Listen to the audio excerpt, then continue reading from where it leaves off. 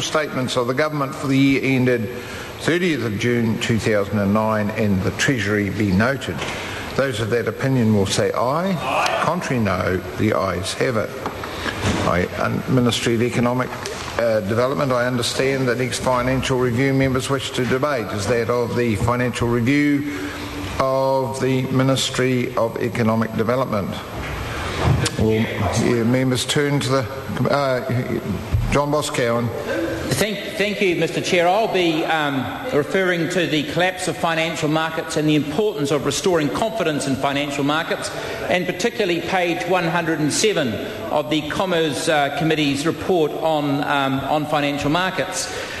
Sir, the committee outlined the progress the government has been making to restore confidence in financial markets, but this afternoon I want to talk about one specific finance company, Strategic Finance, that was sadly placed into receivership last Friday, with no doubt the loss of many hundreds of millions of dollars.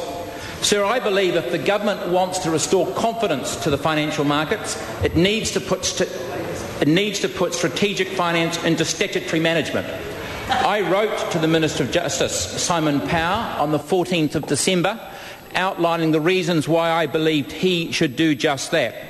And, sir, I believe that some of the investors who voted in the moratorium in late 2008 did so without knowing the full situation surrounding Strategic Finance's financial affairs. Sir, in setting out those reasons, I'm going to come back to a speech I gave on the last sitting day of last year.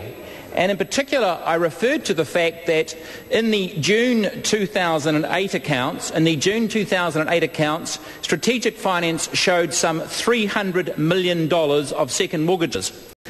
12 months later, in the June 2009 accounts, rather than showing $300 million of second mortgages, they now showed some $232 million of second mortgages. Order. And just so I can pause the member for a minute. This is a financial review of the Ministry of Economic Development. While the member has some interesting material, it should have some connection to that matter. John Boscowan. Could I speak to the point of order, Mr. Speaker? No, I've just told the member what he should be doing, so he should get on and do it. No, well, the reason I'm making these points, Mr. Chair, is that the theme that comes through from the Commerce Committee is a need to restore confidence, And so we've had a situation arise, sir, where accounts have been presented that in substance are showing mortgages that, while they're classified as second mortgages, are in effect substance third mortgages. The people who have invested in these second mortgages, bondholders in Strategic Finance, are told some 12 months, more than 12 months after the end of the financial year, that the second mortgages that I think they hold, some 68 million of those are second mortgages with subordinated position.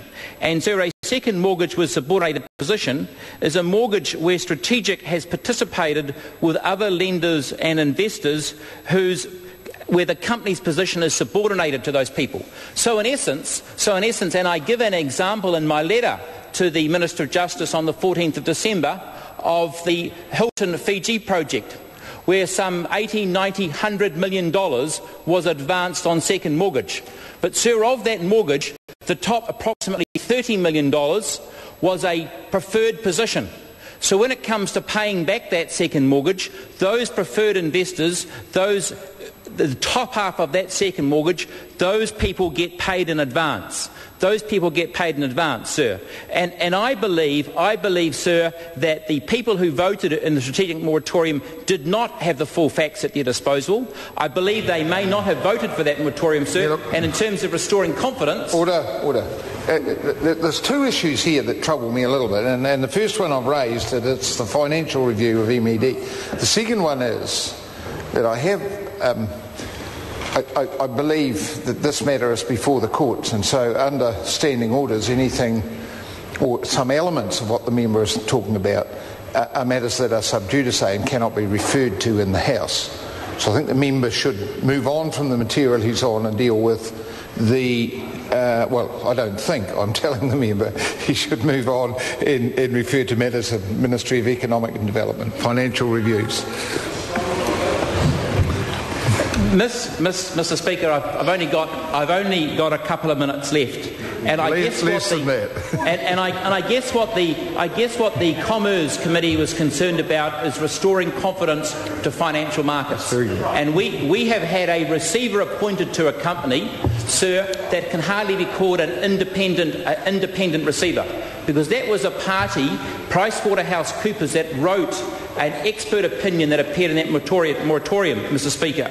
And no, this is not before the courts, I don't believe, Mr. Chair, but it should be before the courts. This should be before the courts, and if the government is serious about restoring confidence to financial markets, it can pass all the laws it wants, but it may as well, sir, start by enforcing the laws it's already got.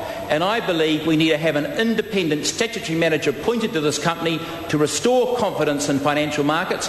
I don't believe it's appointed to have PricewaterhouseCoopers appointed as a receiver when it was their expert opinion that may well have led to the company going into moratorium in the first place, and the losses that the bondholders are going to incur, and they're going to be substantial.